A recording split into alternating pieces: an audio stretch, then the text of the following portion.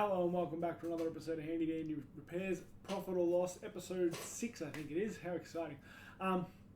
So first of all, before we get into it, I do have some updates to the spreadsheet.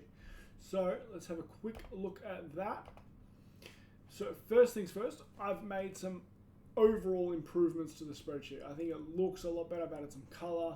We've got our red and green in here for losses and profits. I've also made this a proper goal, so it says that we're negative 4,000 instead of saying we're 4,000 away. So added some, some proper profits and whatnot. So now it's like more set as a goal.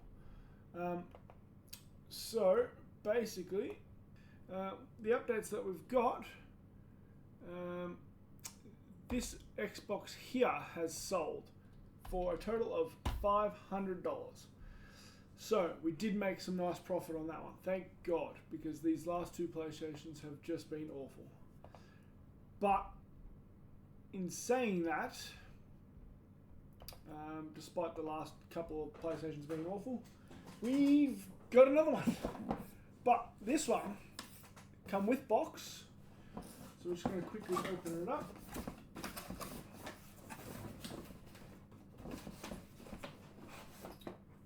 So we've got our accessories here, consoles in the box. So, comes with a controller. We've got a USB-C cable for the controller. We've also got power and HDMI cables. So everything included. Even got this quick start guide and everything. So full complete package. We will have to test the controller as well. Make sure there's no stick drift or anything like that. So we've got the controller, the console, here. Here we are. It's a digital edition.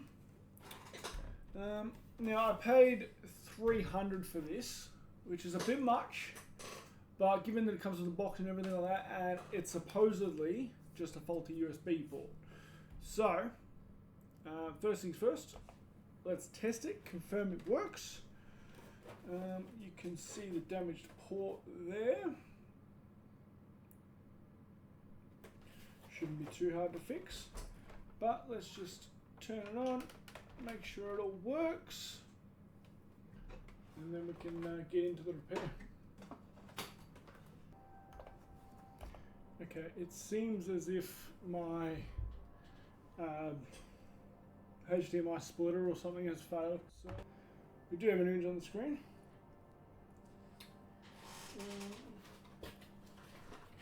Just going to see if the controller that it comes with is synced. It is. Okay. So it's all been set up. Factory reset. That's good. Controller appears to work fine. Doesn't seem like any stick drift, but we'll check that on the PC later. But yeah, everything seems to be working. I'll just quickly check that we can connect to the internet. Okay, so it has connected, that's good. So obviously Wi-Fi works. We'll do some updates and stuff later, but for now,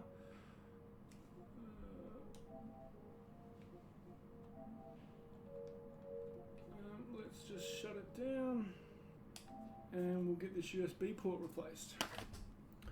Just move this back over there where it's meant to be. Okay, so first things first. Now my overhead is frozen. God, I'm not having much luck with my cameras today. Alright, so warranty stick is still intact, that's great news. So let's get this torn down.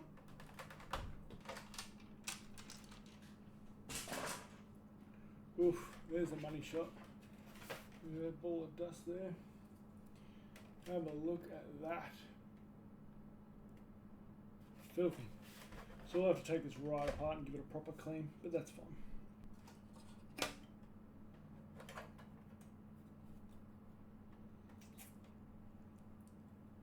A little bit of a dry spot on there, but not too bad overall. So the USB port in question is this one here. See, that there is a good port. That's our bad port. so you can obviously see the difference there. It's pretty severely broken. The other ports all look okay. I'm not a fan of this style of HDMI port though. I find them to be very weak and fragile, so I may replace that as well. Just because I don't want this console coming back in a week or so because the HDMI has failed. So,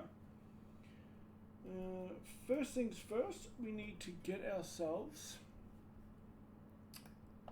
a replacement USB port. I don't think I've got any lying around, so we might have to take one off a donor board. I've got this donor board here, which doesn't have an AP on it, so dare say we're safe to use this one. So we've got two good USB ports, so we'll just take one of them.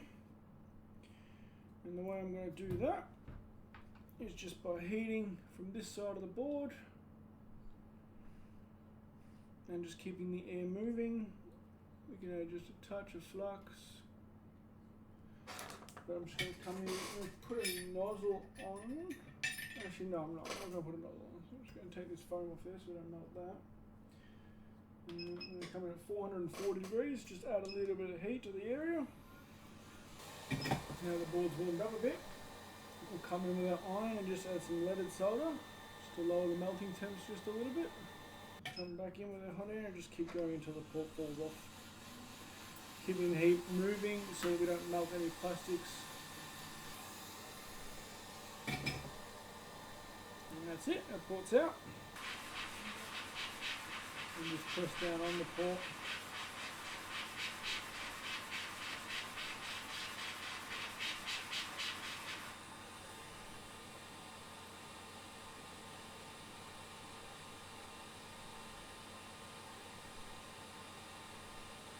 Wonderful work. Alright.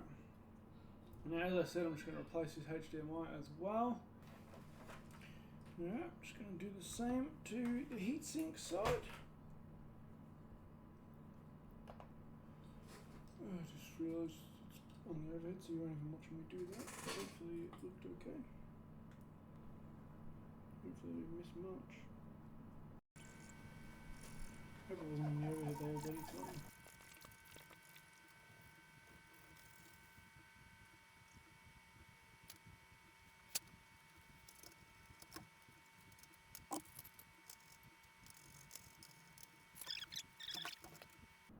And there we go, fully back together. Ports all sorted.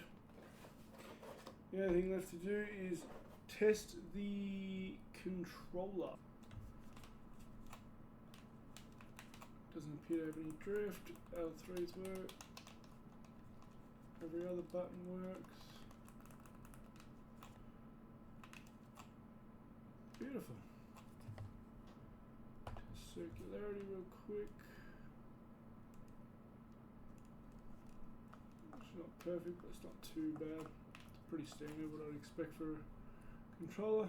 So controller's good, console's good, USB ports all fixed, so that is ready to sell.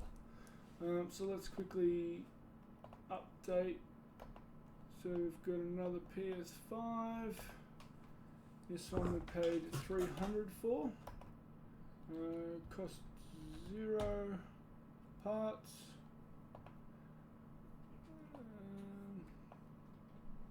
Just fix this up here. We haven't sold it yet. So our profit remains the same. So that's it for today's episode. Thanks for watching. Don't forget to hit the like, subscribe, and bell notifications, and let me know what you think in the comments.